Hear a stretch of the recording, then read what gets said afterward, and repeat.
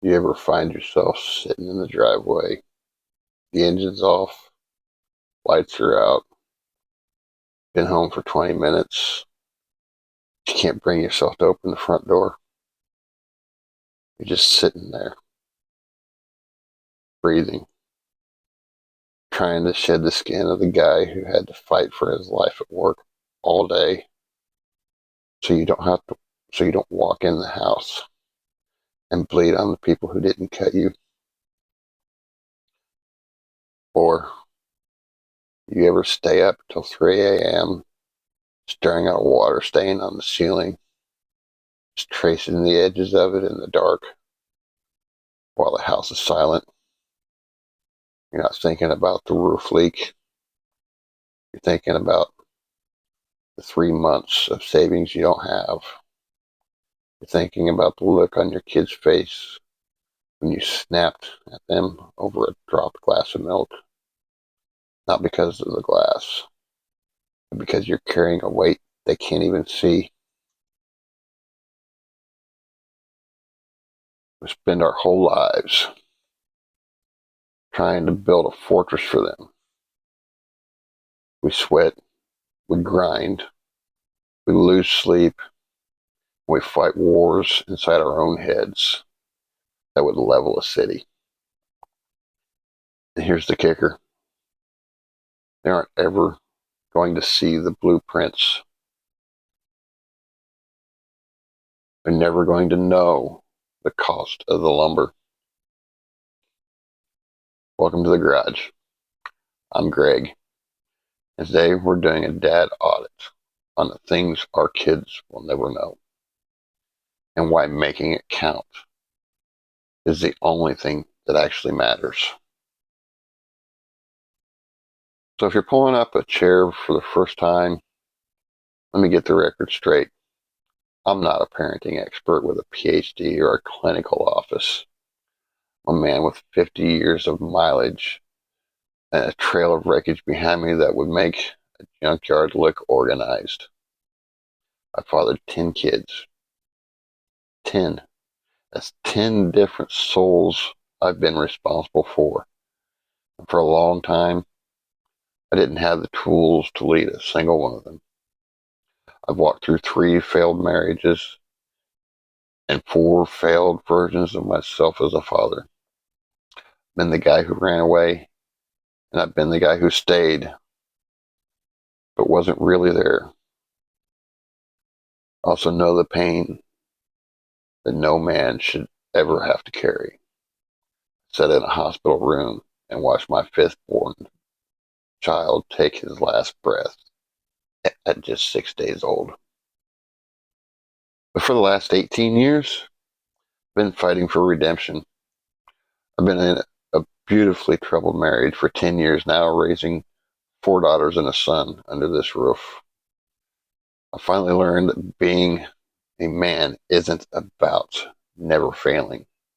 It's about having the spine to stay, to apologize, and to repair what's broken.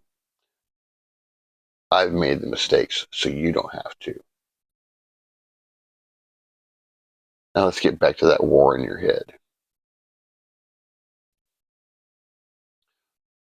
I recently came across a post that was a quote I just had to do an episode about and share with you. It's a piece of writing that's been floating around the digital ether. It's often attributed to anonymous poets, but it's really the DNA of the silent protector, archetype. It's the code we live by, even when we don't have the words for it. I'll share that quote with you right now. Your kids will never know this about you. How hard you tried, how often you felt like you weren't enough, how many nights you lay there thinking about money, time, and life. They'll never know the war in your head. They'll just remember how you made them feel. So make that count. That's what matters.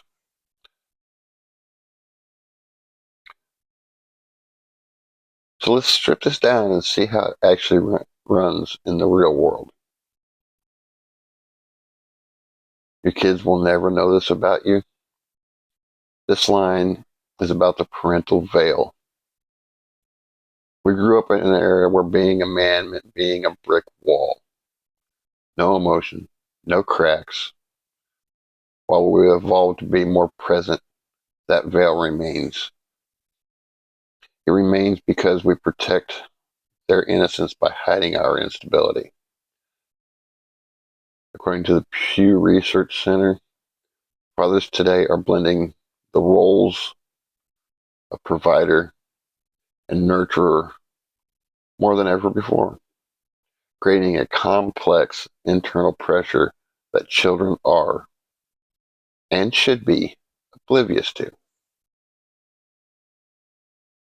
When we say they'll never know how hard you tried, this line isn't about the 60-hour work week. It's about the internal effort of breaking generational cycles. It's the effort of staying calm when your toddler is screaming in a grocery store and you've had 4 hours of sleep. It's the research you do on your child development because you don't want to repeat your own father's mistakes. They see the results. They never see the struggle of the man trying to outparent his own history.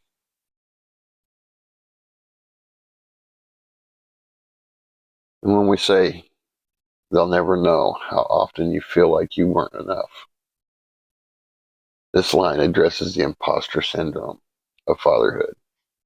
Recent data suggests that over 60% of fathers find parenting more difficult than they expected.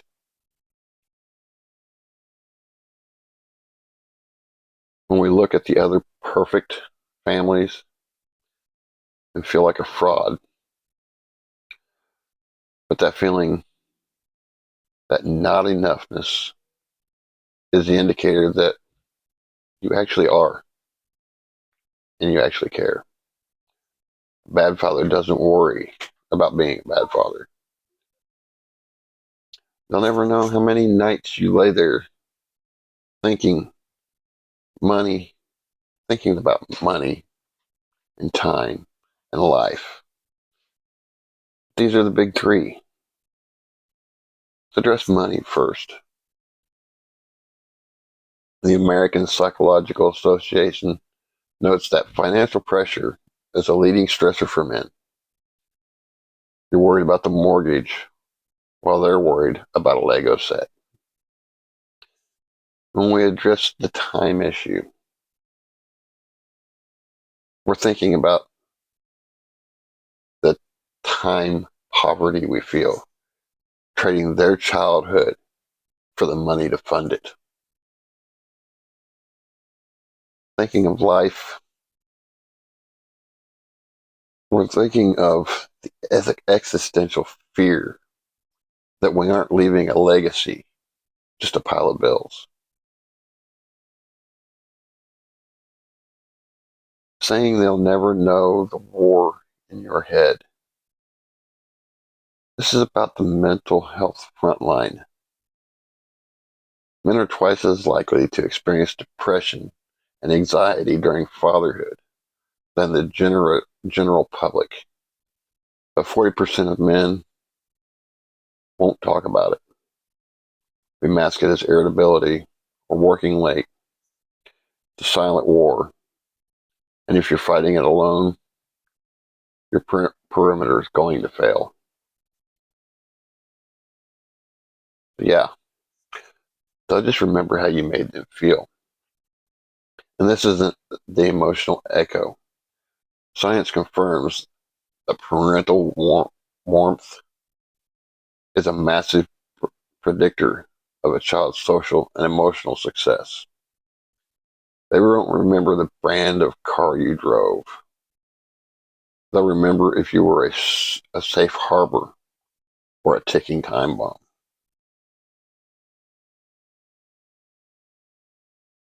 To make all this count, we have to stop the leakage. And here are the specific worries that I've seen in my 50 years. and how to stop them from poisoning the well. We tend to worry about becoming the ghost of their grandfather. You fear you're turning into your own old man. So how do you fix that? Use the 5-second hand check. Before you walk through that front door, your hand on the door frame, take a breath. Remind yourself, this is a new house, and I am a new man. We tend to worry about obsolescence. We worry that we're becoming irrelevant as the world changes. So how do we fix this one? Stop trying to be the expert. Be the apprentice. Ask your kids to teach you something. Nothing makes a child feel safer than seeing a strong man be humble enough to learn. We worry about quiet bankruptcy. This is when you feel emotionally empty. To fix that, you need scheduled maintenance.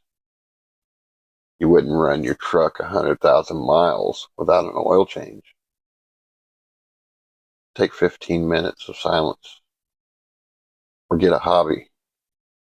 Keep your engine from seizing. So, all right, my friend. It's time for your dad audit assignment. So open up your notebook. We're going to do a full diagnostics on your life. I want you to write down 3 things you did for your family this week they will never know about. Acknowledging your own effort. Then I want you to list your 3 biggest current stressors, whether it be money, work, health, whatever. Now write down how those stressors leak into your parenting. Do you get sarcastic? Do you hide in the garage? Do you lash out in anger? And then we need to create a fire break. So I want you to create one rule for this week to stop the leak. For example, leave your phone in the kitchen so you can actually look your child in the eye while you eat. Set yourself a legacy goal. Write one word describing how you want your child to feel when they think of you 20 years from now. You want to feel safe. You want to feel seen. You want to feel valued. Now, what action will you take in the next hour to earn that word? Continue doing that thing. Continue taking that action all this week.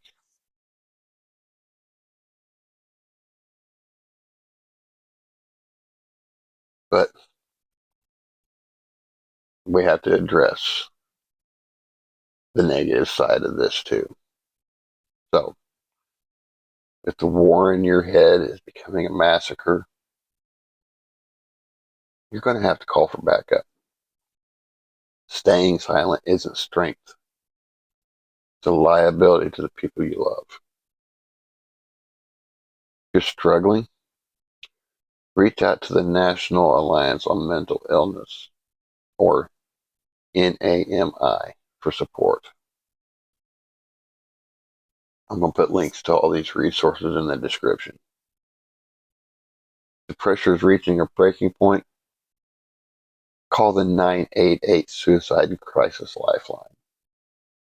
For those in the trenches of blended families, stepfamily.org has the blueprints you need.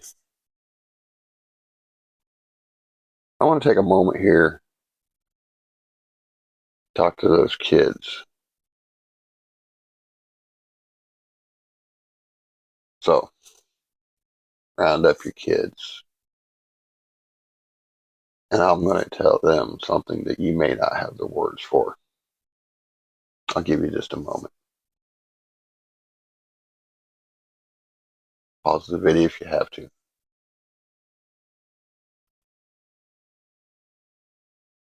So, to the kids out there, you're seeing your dad starting off into space, where you see the tired in his eyes that he tries to hide behind a joke. Your dad isn't a superhero. He's a man. He's carrying weights that would break most people, and he's doing it so you don't have to. If he's been a little quiet or a little short lately, know that he's fighting a war for you, not against you. He loves you with a depth he doesn't always have the words for. Just give him a hug. You don't have to understand the war to tell him you're glad he's the one fighting it. Now, kids, I want to speak to your dad again.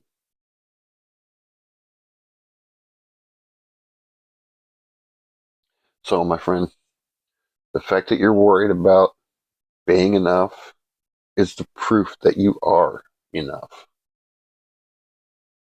Your kids don't need a superhero who has no wars. They need a man who wins those wars in silence so they can sleep in peace. They won't know the cost. And that's your greatest achievement. Fix the car. Fix the drywall. But for God's sake, keep fixing yourself. I'm Greg, and this has been Wrenching and Regrets. I'll see you next week.